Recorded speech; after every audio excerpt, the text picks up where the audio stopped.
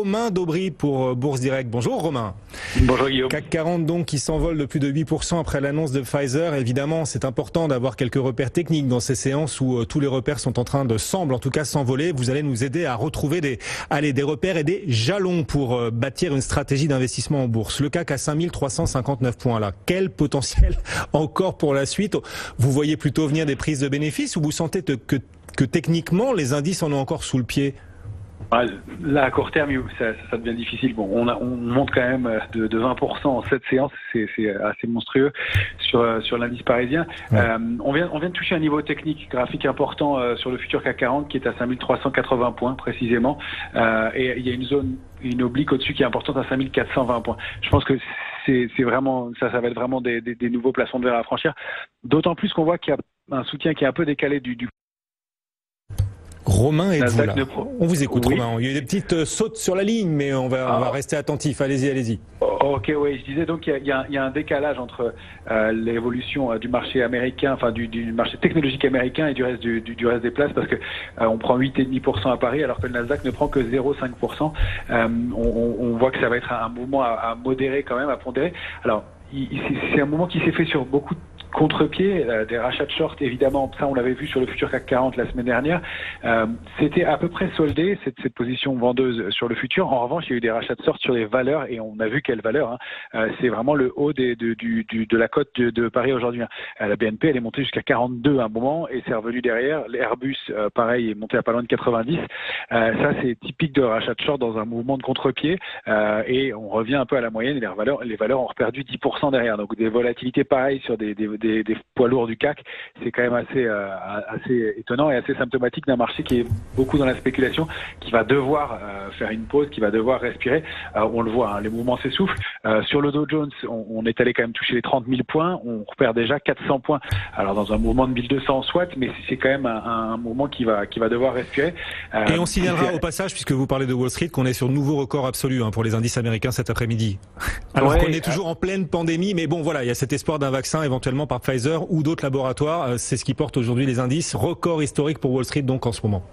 Oui, c'est ça. Ce qui va être intéressant en fait de voir, c'est que ce mouvement si brutal, il a dû laisser pas mal d'investisseurs sur place, parce que c'était très difficile de se positionner. On imagine que les gestions, elles prennent pas des décisions sur un mouvement haussier d'un matin, et là 20% de hausse en cette séance, c'est un mouvement qui est compliqué à traiter, et donc il y avait beaucoup de prudence depuis quelques semaines, on le notait, et de la prise de bénéfices sur les valeurs et les secteurs qui avaient bien performé.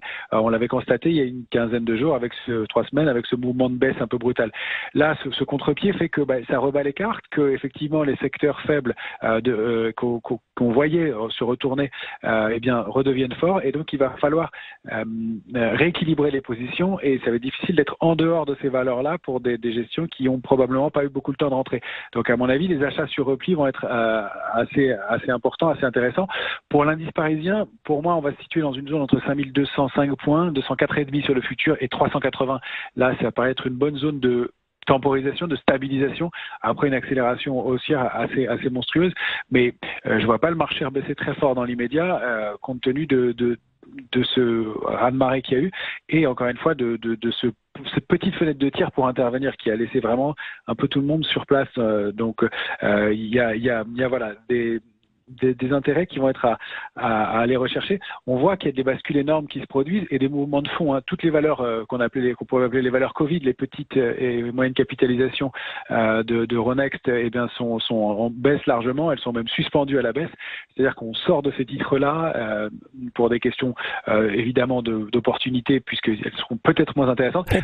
On peut les citer, Romain. Sartorius Stedim perd 14%, Biomérieux perd 13%, Eurofins perd 9%, Ubisoft, les jeux vidéo, le confinement, Ubisoft perd 7% aujourd'hui, Neoen, moins 6%. Bon, voilà. Trigano qui avait profité aussi de la situation. Trigano perd 5%.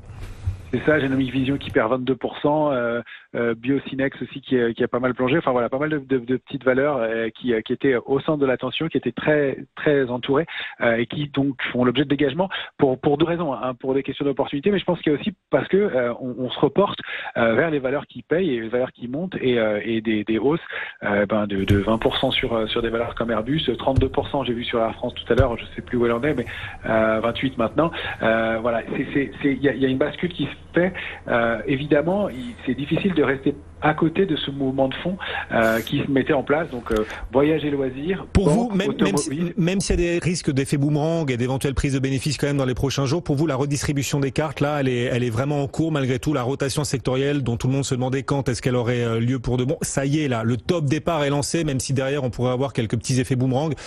C'est fait. La rotation sectorielle est lancée, Romain. Oui, elle est lancée. Elle est même lancée depuis le mouvement de baisse, parce que dans la baisse qu'on avait connue il y a 3 semaines, on constatait que les secteurs en retard baissaient moins et que les secteurs forts, comme la technologie, en Europe, avaient baissé 2 fois plus. Ah oui. Donc, clairement, la santé avait perdu 10-12%, et la technologie sur un indice technologique moyen européen 16%, tandis que l'automobile ne perdait que 8%, et les bancaires à peu près dans les mêmes proportions. Donc voilà, en dehors du secteur des télécoms qui sous-performe complètement en ce moment, oui, il y a un mouvement qui s'était mis en place tout doucement, qui donnait des signaux d'espoir et la possibilité de réactiver une tendance haussière sur l'indice parisien. Pfizer est venu en décider. En fait, il y avait un scénario de latence, pause possible après un retournement lent, et puis là, il y a un mouvement brutal qui s'est mis en place avec une annonce. Mais en gros, le marché attendait la bonne nouvelle, et compte tenu du contexte, c'est l'explosion, le contre-pied et un mouvement technique assez puissant, mais qui est un mouvement fondamental et qui va perdurer, à mon avis, dans les jours ou semaines qui viennent. Il n'y a que 2 baisses aujourd'hui sur le marché, 2 baisses sur le CAC 40, c'est Téléperformance. Et oui, l'un des gagnants de la crise Covid aussi. Bien aujourd'hui, Téléperformance souffre de l'annonce de Pfizer de résultats positifs à 90% en phase 3 de son candidat vaccin. Téléperformance perd 4%, Dassault Systèmes moins 0,1%. Voilà ce qu'on peut dire. Romain, vous vouliez ajouter? Allez, il nous reste 20 secondes, Romain. Qu'est-ce que vous vouliez dire de plus? Ouais, que le problème, ça va être maintenant de comment rentrer dans un marché comme ça. Ça va être très très compliqué. Donc il va y avoir des arbitrages, de la volatilité, et puis vous l'expliquiez, toujours des risques de doute aux États-Unis. Donc un marché qui va continuer à être un peu volatile, à mon avis. Romain Daubry et les experts de Bourse Direct qui nous accompagnent régulièrement. Merci beaucoup, Romain. Tiens, on pourra essayer de vous retrouver d'ailleurs dans la suite de l'émission, éventuellement voir comment les choses évoluent. Le CAC